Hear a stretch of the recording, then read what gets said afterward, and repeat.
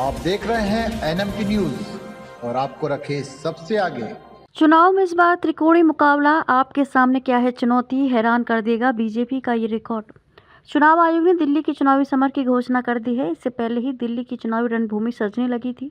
अब इसमें और तेजी आएगी। लोकसभा की तुलना में इस बार दिल्ली का चुनावी परिदृश्य भी कुछ बदला सा है। लोकसभा चुनाव में आम आदमी पार्टी और कांग्रेस ने मिलकर भाजपा के विरुद्ध चुनाव लड़ा था।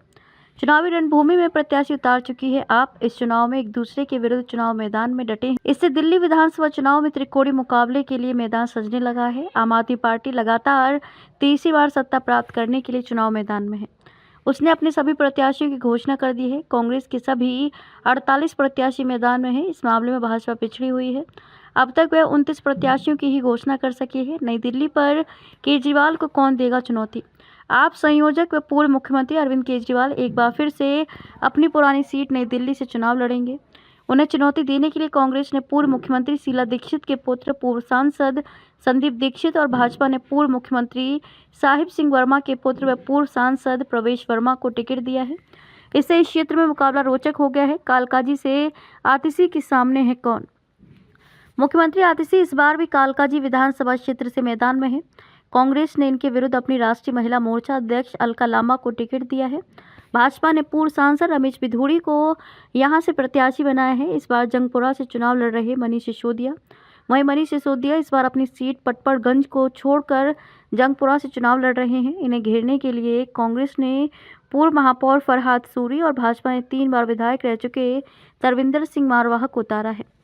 अगले कुछ दिन में कांग्रेस व भाजपा के बचे हुए प्रत्याशियों की घोषणा होने की उम्मीद है। अब तक टिकट वितरण में सभी पार्टियों ने दूसरे दलों से आने वाले नेताओं को भी प्राथमिकता दी है। भाजपा प्रत्याशियों की पहली सूची में दल बदल कर आने वाले 7 नेताओं के नाम हैं।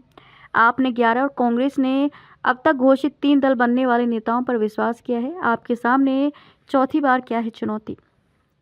आपके सामने चौथी बार सत्ता प्राप्त करने की चुनौती है। 2012 में पार्टी का उदय हुआ था और 2013 के चुनाव में 28 सीटें जीतकर कांग्रेस के समर्थन से सत्ता प्राप्त की। अरविंद केजरीवाल पहली बार मुख्यमंत्री बने। 48 दिनों के बाद उन्होंने इस्तीफा दे दिया। उसके बाद वर्ष 2015 में 70 में से 67 और वर्ष 2020 में 63 सीट जीतकर अपनी राजनीतिक शक्ति का प्रदर्शन किया। कई नेताओं को जेल जाना पड़ा। केजरीवाल को मुख्यमंत्री पद छोड़ना पड़ा। अब सभी प्रमुख नेता जेल से बाहर आकर तीसरी बार सत्ता दिलाने के प्रयास में हैं। महिलाओं के लिए प्रतिमाह 2100 रुपये, बुजुर्गों को निःशुल्क उपचार सहित अन्य वादों के सहारे आप चुनाव प्रचार में भी आगे निकल गई है। 1998 के बाद से दिल्ली की सत्ता से दूर है भाजपा। भारतीय जनता पार्टी 1998 के बाद से दिल्ली की सत्ता से दूर है।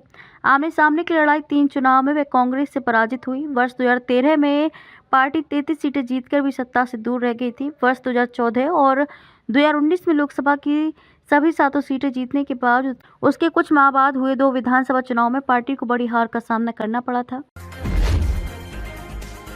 आप देख रहे हैं एनएमटी न्यूज और आपको रखे सबसे आगे।